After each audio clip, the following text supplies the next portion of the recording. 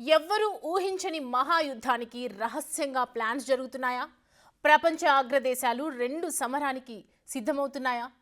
Media కథనాలు చూస్తుంటే త్వరలో మరో ప్రపంచ యుద్ధానికి రంగం రెడీ అవుతున్నట్లే అనిపిస్తోంది. చైనాపై అమెరికా యుద్ధానికి వ్యూహాలు పన్నుతున్నట్లు అంతర్జాతీయ మీడియా కోడై కూస్తోంది. అమెరికా ప్రెసిడెంట్ తర్వాత ప్రెసిడెంట్ అంతటి ఎలన్ మస్క్ తాజాగా పెంటగాన్ సందర్శించారని, చైనాపై వార్ ప్లాన్ గురించి పెంటగాన్ ఆయనకు బ్రీఫింగ్ ఇచ్చారంటూ న్యూయార్క్ టైమ్స్ బయటపెట్టింది. అయితే ఇందులో ఏమాత్రం నిజం లేదని ట్రంప్ ట్వీట్ చేశారు. కానీ నిప్పు లేనిదే పొగరాదంటున్నారు విశ్లేషకులు. అంటే యుద్ధం రాబోతుందా? ఒకవేళ యుద్ధం ప్లాన్ జరుగుతుంటే అది ఎందుకు? ఇటీవల పరిణామాల్లో అలాంటి సూచనలు ఏమైనా ఉన్నాయా?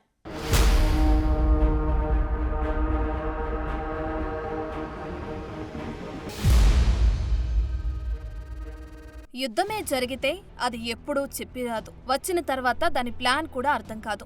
ఏదో పాత కారణాన్ని భూతద్దంలో పెట్టి చూపించి అదే యుద్ధానికి రీజన్ అంటారు. లేదంటే రెచ్చగొట్టి మరీ రణాన్ని రగిలిస్తారు.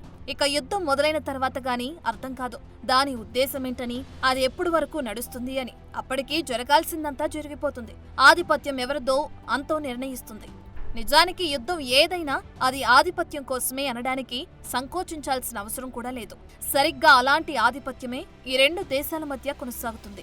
అమెరికా, చైనాల మధ్య దశాబ్దాలుగా ఈ పోరు ఏదో ఒక రూపంలో నడుస్తూనే ఉంది. అయితే డొనాల్డ్ ట్రంప్ కు ప్రెసిడెంట్ గా ఇది చివరి అవకాశం. చరిత్ర సృష్టించాలన్నా, చరిత్రను తిరగరాయాలన్నా అది ట్రంప్ అంత టెంపరున్న వాళ్లు కాకపోతే మరొకరికి సాధ్యం కాకపోవచ్చు. అందుకేనేమో చైనాపై యుద్ధానికి రహస్య ప్లాన్స్ జరుగుతున్నట్లు కథనాలు వెలువడుతున్నాయి. తాజాగా న్యూయార్క్ టైమ్స్ ఒక సంచలన కథనాన్ని ప్రచురించింది.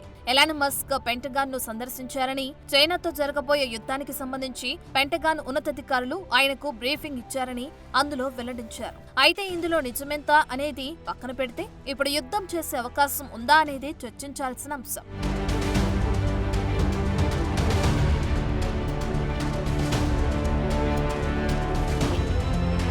డొనాల్డ్ ట్రంప్ రెండోసారి అమెరికా అధ్యక్ష పదవిని చేపట్టిన తర్వాత వచ్చి రావడంతోనే టారిఫ్ల పేరుతో రెచ్చగొట్టాల్సిన వారందరినీ రెచ్చగొట్టేశారు. ముందుగా చైనానే టార్గెట్ గా టారిఫ్ల మోత మోగించారు. దీంతో అవకాశం కోసం ఎదురుచూస్తున్న చైనా టిట్ ఫర్ టాట్ లాంటి సమాధానం ఇచ్చింది. అమెరికాకు మాతో యుద్ధమే కావాల్సొస్తే మేము రెడీ. అది టారిఫ్ వార్ కావచ్చు, ట్రేడ్ వార్ కావచ్చు, ఎలాంటి యుద్ధమైనా సరే చివరి వరకు ఫైట్ చేస్తామంటూ స్పందించింది. ఇక అమెరికాతో ఏ వార్కైనా సిద్ధం, దమ్ముంటే రావచ్చు అనే లెవెల్లో చైనా సమాధానమిచ్చిన తర్వాత అంతర్జాతీయంగా భారీ చర్చ నడిచింది. ఇప్పటికే ప్రపంచంపై ఆధిపత్యం కోసం రెండు దేశాలు తీవ్రంగా ప్రయత్నిస్తున్నాయి. భూమిపైనే కాకుండా అంతరిక్షంలో కూడా రెండు దేశాలు తమ సామర్థ్యం చూపించుకోవటానికి తహతహలాడుతున్నాయి. అమెరికా శాటిలైట్లను పేల్చేయడానికి, లేదంటే వాటిని తమ ఆధీనంలోకి తీసుకోవటానికి చైనా ప్రయత్నిస్తుందంటూ ఇటీవల అమెరికా స్పేస్ ఫోర్స్ జనరల్ కూడా హెచ్చరించాయి. ఈ పరిణామాల మధ్య అమెరికా కూడా సై అంటే సై అన్నట్లు యుద్ధానికి రెడీ అవుతున్నట్లు తెలుస్తుంది.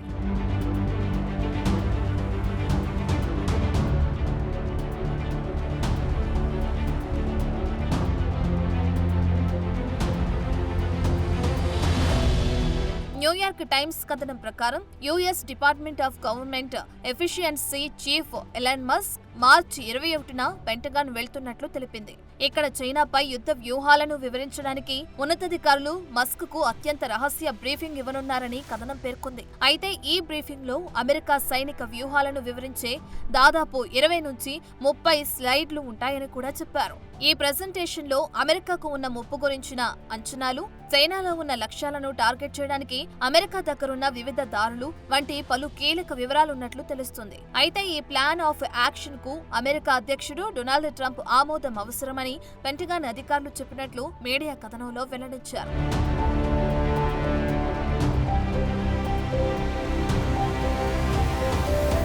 అయితే పెంటగాన్ వెళ్లిన మస్క్ ను అక్కడి సెక్రటరీ హెక్సేత్ ఆహ్వానించారు. ఇక బ్రీఫింగ్ బృందంతో హెక్సేత్ తో పాటు తాత్కాలిక joint chiefs chair admiral Christopher W Grady, Indo Pacific command head admiral Samuel J Paparo ఉన్నారని, వీళ్లతో చైనాతో రాబోయే సైనిక సంఘర్షణలకు సంబంధించిన అమెరికా వ్యూహాలు, దానికయ్యే ఖర్చుల వివరాలను కులంకుషంగా చర్చించినట్లు తెలుస్తుంది. అయితే న్యూయార్క్ టైమ్స్ కథనంపై ప్రెసిడెంట్ డొనాల్డ్ ట్రంప్ తీవ్రంగా స్పందించారు. ఈ వాదనలపై ట్రంప్ తన ట్రూత్ సోషల్ వేదికలో వివరణిచ్చారు. ఫేక్ న్యూస్ మళ్లీ వచ్చిందని, ఈసారి ఫెయిలింగ్ న్యూయార్క్ టైమ్స్ అని ఎలాన్ మస్క్ రేపు పెంటగాన్ వెళ్లటం, అక్కడ చైనాతో యుద్ధం గురించి వివరాలు వినడానికి వెళ్తున్నారని వారు తప్పుగా చెప్పారని ట్రంప్ మండిపడ్డారు. ఇది చాలా హాస్యాస్పదంగా ఉన్నట్టు కొట్టిపారేశారు. అసలు ఇక్కడ చైనా గురించి ప్రస్తావించలేదు, చర్చించలేదని అన్నారు. ఇప్పటికే అపఖ్యాతి పాలైన మీడియా ఇటువంటి అబద్ధాలను సృష్టించడం అవమానకరమని, అది ఏమైనా ఈ కథ పూర్తిగా అబద్ధం అని ట్రంప్ స్పష్టం చేశారు.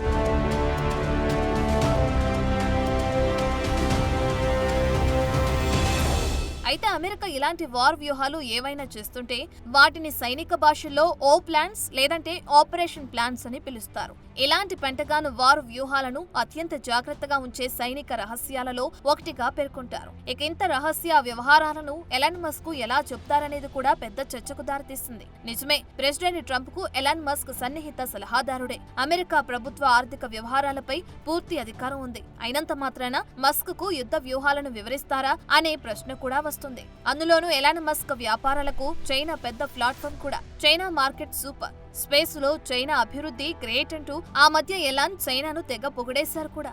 అలాంటి వ్యక్తికి చైనాపై యుద్ధం ఇలా చేస్తాం అలా చేస్తామని ఎవరు చెప్తారు? అందులోనూ ఈ యుద్ధం మామూలుది కాదు. ప్రపంచంలోనే రెండు అత్యంత బలమైన దేశాల మధ్య రాబోయే యుద్ధం. ఇది జరిగితే అది మూడో ప్రపంచ యుద్ధంగా మారి మొత్తం ప్రపంచాన్నే నాశనం చేసే స్థాయికి వెళ్తుంది అనటంలో సందేహం లేదు. ఒక విధంగా దాన్ని అంతగా పరిగణించాల్సి వస్తుంది. అంత ప్రభావాన్ని చూపే యుద్ధం అంత సులువుగా జరుగుతుందా? ఖచ్చితంగా చెప్పలేం. కానీ ఈ రెండు దేశాలకు మధ్య యుద్ధం జరగటానికి ఛాన్స్ కూడా లేకపోలేదన్నది విశ్లేషకుల అభిప్రాయం.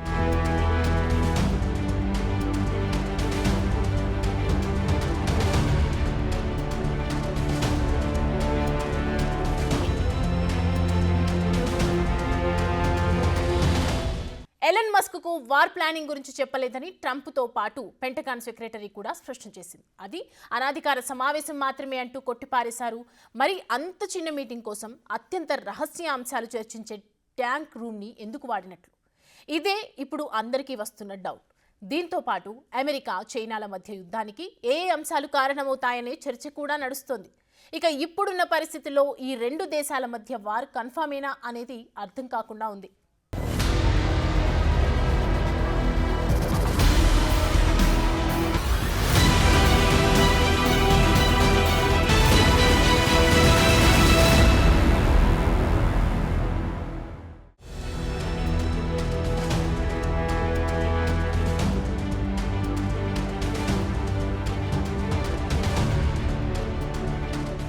చైనాపై యుద్ధానికి సంబంధించిన ప్లాన్ గత కొన్ని రోజులుగా జరుగుతున్నట్టు తెలుస్తోంది. అయితే అందులో కొంత భాగం బ్రీఫింగ్ కోసం పెంటగాన్ రక్షణ కార్యదర్శి ఎగ్జెత్ కు గురువారం అందించినట్లు నివేదికలు చెబుతున్నాయి.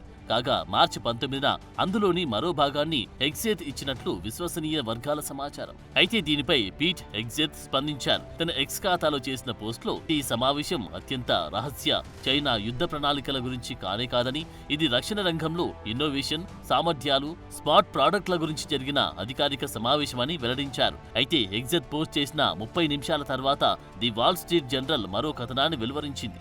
చైనాపై యుద్ధం చేయడానికి రూపొందించిన ప్లాన్ గురించి ఎలన్ మస్క్ కు వివరించడానికి పెంటగాన్ మీటింగ్ ఏర్పాటు చేసినట్లు అందులో పేర్కొన్నారు.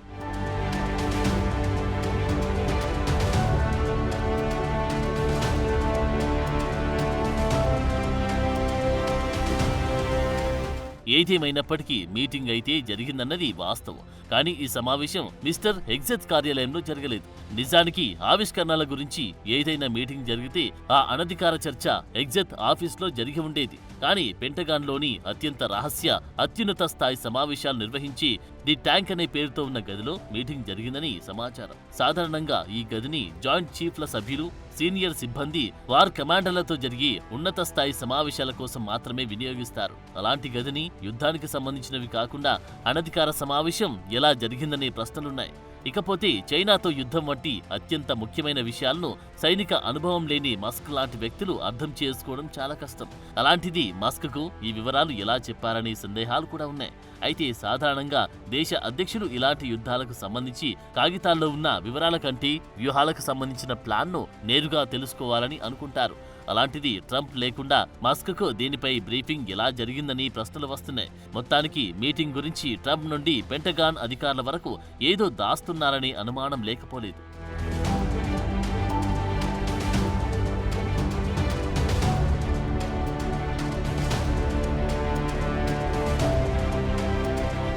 అయితే గతేడాది ఒక సంచలన నివేదికను బ్రూకింగ్స్ అనే సంస్థ ప్రచురించింది. అమెరికాలోని సైనిక వ్యూహకర్తలందరూ అమెరికాకు చైనా ప్రధాన సైనిక ఆందోళనగా భావిస్తున్నారని ఇందులో తెలిపారు. అయితే రాబోయే సంవత్సరాల్లో అమెరికా చైనా మధ్య ఒక పెద్ద యుద్ధం జరిగే అవకాశం ఉందని వెల్లడించారు. అది కూడా చాలా భయంకరమైన యుద్ధమని పేర్కొన్నారు. ఇక ఈ రెండు దేశాలు ప్రపంచంలోని అతిపెద్ద ఆర్థిక వ్యవస్థలు, అలాగే ఈ రెండు అతిపెద్ద సైనిక శక్తులు కూడా. అంతకు మించి ఈ రెండు దేశాలు యుద్ధం కోసం రెడీగా అణ్వాయుధాలను సమకూర్చుకున్న దేశాలు. ఇంత సామర్థ్యమున్న దేశాలు తలపడితే పరిస్థితి ఎంత ఘోరంగా ఉంటుందో ప్రత్యేకంగా చెప్పనవసరం లేదు. మరోవైపు ఈ రెండు దేశాలు కలిసి ప్రపంచ స్థూల దేశీయ ఉత్పత్తిలో 15% నుండి 20% వాటా కలిగి ఉన్నాయి. వాటి ఆర్థిక సంబంధాల దృష్ట్యా ఒక దేశం మరొక దేశ శ్రేయస్సు కోసం ఆధారపడిన చరిత్ర ఉంది.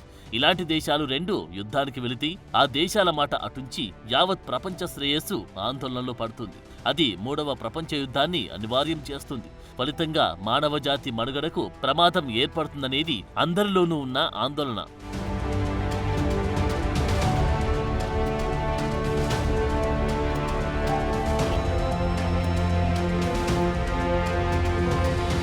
నిపుణుల అభిప్రాయం ప్రకారం అమెరికాకు చెందిన సైనిక వ్యూహకర్తల్లో చైనా అంటే కోపం ఎక్కువ. అమెరికా శత్రువులుగా భావిస్తున్న లిస్టులో చైనాతో పాటు రష్యా, ఉత్తర కొరియా, ఇరాన్లు కూడా ఉన్నాయి. ఈ దేశాలను వాటి ప్రస్తుత అధినాయకుల్ని దుర్మార్గులుగా, ప్రమాదకరంగా చూస్తోంది అమెరికా. ఇందులో చైనా ఒక ప్రత్యేకమైన కేసు.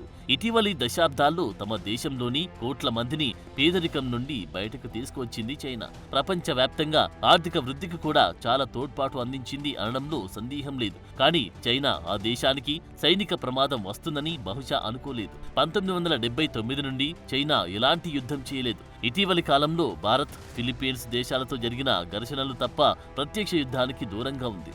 అయితే కొంతకాలంగా చైనా వైఖరిలో చాలా మార్పులు వచ్చినట్లు విశ్లేషకులు భావిస్తున్నారు. ప్రస్తుతం చైనా తన సైనిక సామర్థ్యాలను భారీగా పెంచుకుంటుంది.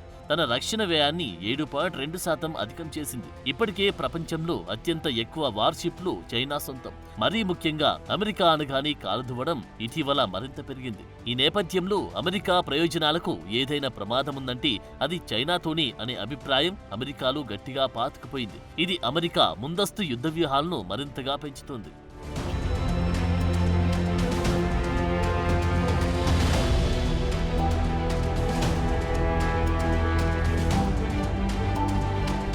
అయితే అమెరికా, చైనాల మధ్య యుద్ధం జరిగితే దానికి కొన్ని ట్రిగ్గర్ పాయింట్లు ఉన్నాయన్నది విశ్లేషకుల మాట.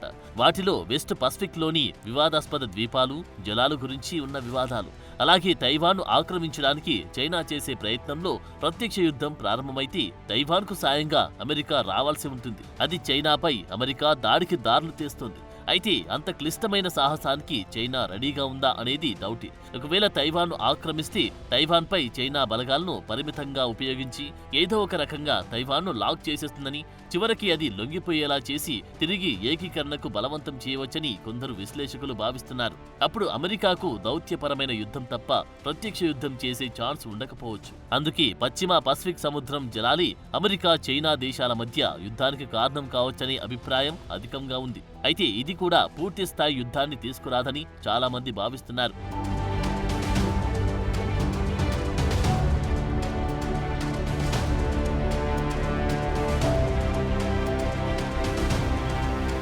మరోవైపు అమెరికా, చైనాల మధ్య యుద్ధానికి సాంకేతిక ఆధిపత్యం కూడా కారణం కావచ్చనే అభిప్రాయాలున్నాయి. చైనా త్వరలోని అమెరికాను సాంకేతికతలో అధిగమిస్తుందనే ఆందోళన అమెరికాకు లేకపోలేదు. అలా జరిగితే అమెరికా ఆధిపత్యానికి చైనా ముప్పు అని చెప్పాలి.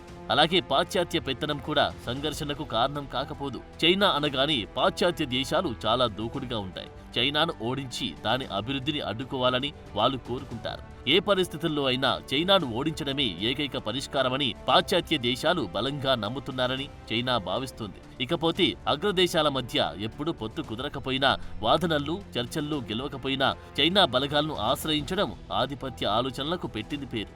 ఇది వాణిజ్య యుద్ధాలు, దౌత్య యుద్ధాలను దాటి ప్రత్యక్ష యుద్ధాలకు దారి తీస్తుందన్నది చరిత్ర చెబుతున్న వాస్తవం.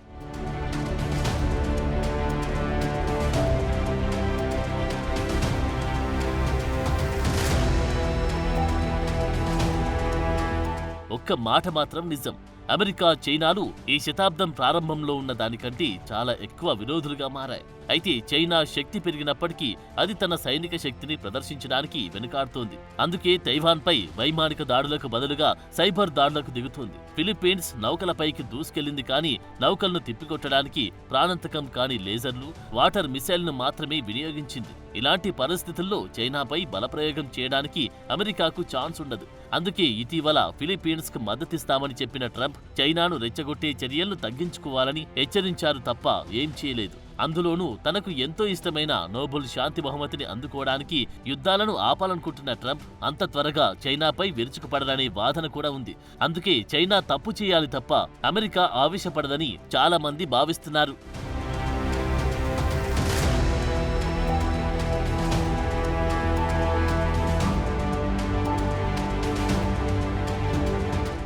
ప్రపంచంలో రెండు ఆధిపత్య శక్తులు పోరాటం చేస్తే ప్రయోజనం ఎవ్వరికీ ఉండదు.